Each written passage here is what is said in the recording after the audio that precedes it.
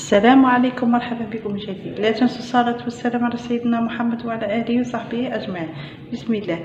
اليوم جبت لكم خبز الباي، هو خبز تونس، والوصفة الأصلية يديروها باللوز، وأنا اليوم جبتها لكم بنوات كوكو، وصفة اقتصادية وإن شاء الله تجربوها وإن شاء الله تعجبكم.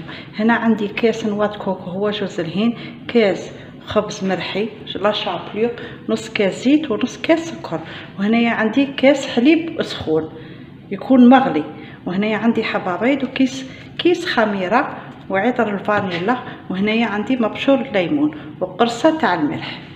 دائما هذيك القرصة ما نساوهاش تاع الملح. نبدا على بركة الله.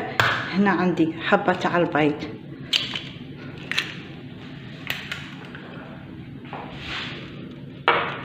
نديرو الحبة تاع البيض، نص كاس سكر، نخلطو غير بالفوي، نخلطو مليح.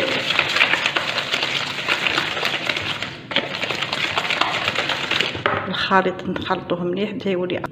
وهنايا نديرو نص كاس تاع الزيت، انا درت فيها غير نص كاس سكر باه ما تجيكمش حلوه، نقص الحلاوه. نديرو الزيت مليح، ما ننسوش هذيك القرصه تاع الملح، ونزيدو لافاني سائله ولا عندكم بودره ديروها. وهذا الوصفه توجديها بسرعه غير بالفوي، وصفه اقتصاديه غير بالخبز المرحي ونوات كوكو، وتوجدوها بسرعه وديروها بقهوه العصر.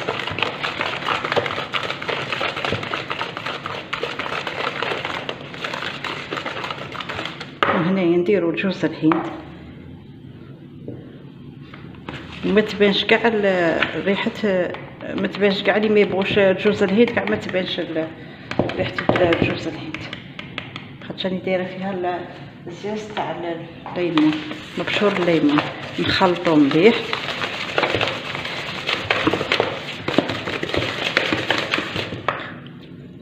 نديرو هذاك الخبز،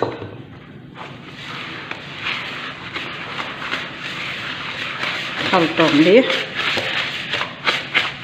وهنايا نديرو الكيس تاع الخميره بسرعه، وانا وجدتها يجوك وديات على غفله ولا بسرعه ديريها. وهنايا نزيدو هذاك الكاس الحليب السخون، هاي تتحل لنا تجي الخليط تاعنا يجي خفيف. من درت هذاك الكاس الحليب السخون، هاي وينا بالخف توجدوها بسرعه. وهذا الوصفه هذا نوات كوكو كان عندي في الثلاجه، قلت على لما لا نديرو به خبز الباي. والخبز ثاني ما نقيسوش، نديروه شابليو، نسحقو عده وصفات تجيبيه. هاوينا نخلوه على جنب، ونروحو نوجدو السيرو تاعي. والسيرو ما نديروش حلو، خاطر السيرو كيدير فيه كاس تاع سكر، 2 كيسان ما، انا درت فيه كاس الا ربع سكر.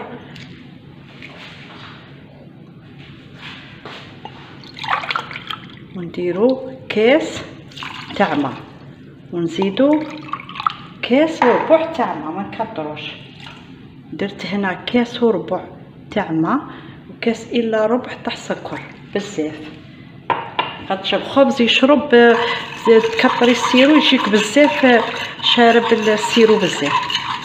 نديروها على النار، ما ننسوش قطعه تاع ليمون، نحطوها على النار حتى يولي يغلي 10 دقائق ونطفو عليه.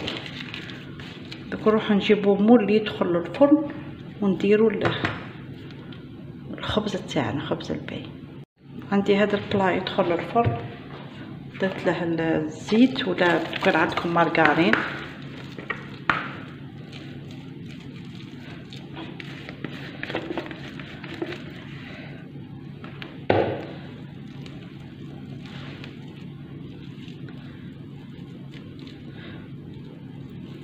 نسويها كامليح،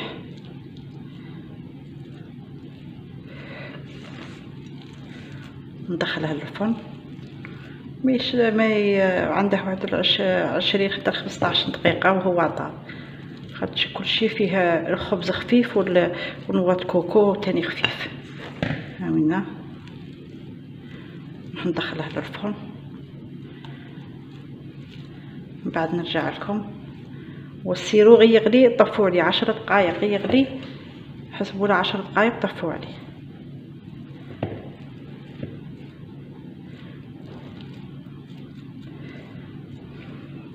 ولا عندكم صينيه مربعه ديروا، المهم هذه فيها 20 سنتيمتر، القدر تاعها 20 سنتيمتر، بتجيكم شويه طالعه خاطر ما تديروش صينيه كبيره. هاوينا نروح ندخلوه للفرن، من بعد نرجع لكم باش تشوفوا الوصفه جاهزه. خبز الباي راه طاب، هذا وين خرجته. هنايا عندي سيرو راه بارد، نزيدو له 2 ملاعق تاع عصير ليمون،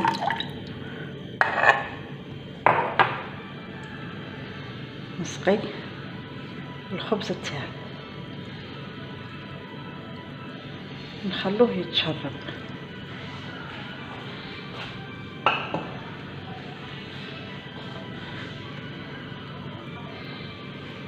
نخلوه يتشرب، من بعد نرجع لكم باش تشوفوا الوصفه جاهزه.